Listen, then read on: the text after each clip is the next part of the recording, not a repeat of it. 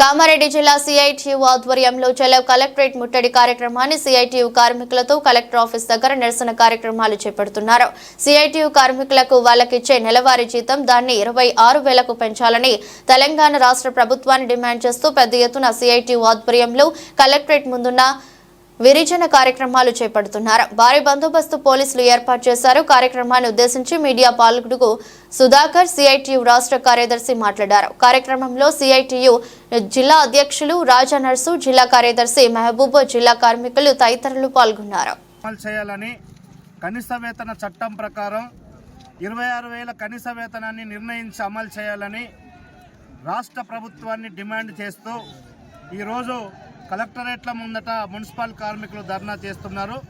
అందులో భాగంగానే ఈరోజు కామారెడ్డి జిల్లా కలెక్టర్ కార్యాలయం వద్ద మున్సిపల్ కార్మికులు ధర్నా కార్యక్రమాన్ని చేపట్టడం జరిగింది.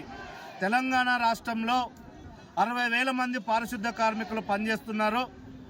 గత ప్రభుత్వం జీవో నెంబర్ 60 ప్రకటించినప్పటికీ ఆ 60ని అమలు చేయకోకుండా మున్సిపల్ కార్మికులకు మాత్రమే 15,600 వేతనాన్ని ప్రకటిస్తూ మోసం చేసింది. కాంగ్రెస్ ప్రభుత్వం అధికారంలోకి వస్తే పారిశుద్ధ్య కార్మికులందరినీ పర్మనెంట్ చేసి మొత్తం మందిని కనీస వేతనాలు నిర్ణయిస్తామని తమ ఎన్నికల మేనిఫెస్టోలో ప్రకటించడం జరిగింది. సంవత్సర కాలం పూర్తయినప్పటికీ మున్సిపల్ కార్మికుల సమస్యల పట్ల రాష్ట్ర ప్రభుత్వం ఏమాత్రం కూడా స్పందిస్తున్న పరిస్థితి లేదు. పైగా కాంగ్రెస్ ప్రభుత్వం అధికారంలోకి రాగానే 60 సంవత్సరాలు నిండిన కార్మికుల స్థానంలో కొత్త కార్మికులను నియమించడానికి వీల్లేదని అనేక మున్సిపాలిటీలలో ఇవాళ ప్రభుత్వానికి విన్నవిస్తున్నప్పటికీ ఆ సమస్యను ఈరోజు పక్కకు పెడుతున్న పరిస్థితి ఉంది. ముఖ్యంగా అనేక మున్సిపాలిటీలలో కేటగిరీల వారీగా వేతనాలు నిర్ణయించాలని, కేటగిరీ వారి వేతనాలు అమలు చేయాలని మున్సిపల్ కార్మికులు రాష్ట్ర వ్యాప్తంగా ఈరోజు ప్రభుత్వాన్ని డిమాండ్ చేస్తున్నప్పటికీ గుండుగుత్తగా మొత్తం మంది అన్ని కేటగిరీలను గుండుగుత్తగా చేస్తూ ఇవాళ 15,600 వేతనాన్ని రాష్ట్ర ప్రభుత్వం నిర్ణయించింది. ఇది సరైనది కాదని ఈరోజు మున్సిపల్ కార్మికులు అడుగుతున్నారు.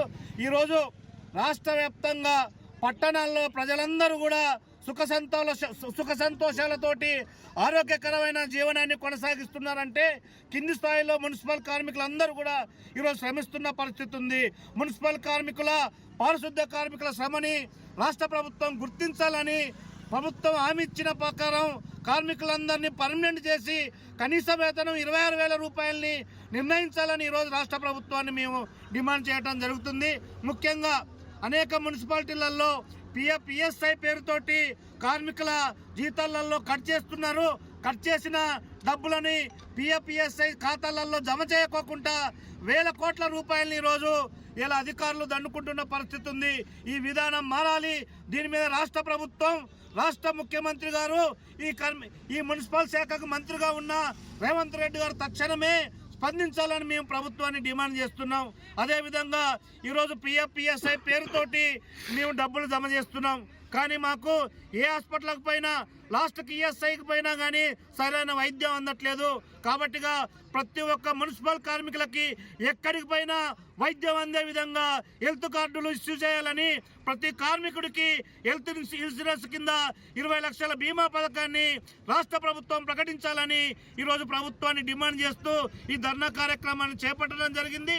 కాబట్టిగా ప్రభుత్వం తక్షణమే స్పందించాలి.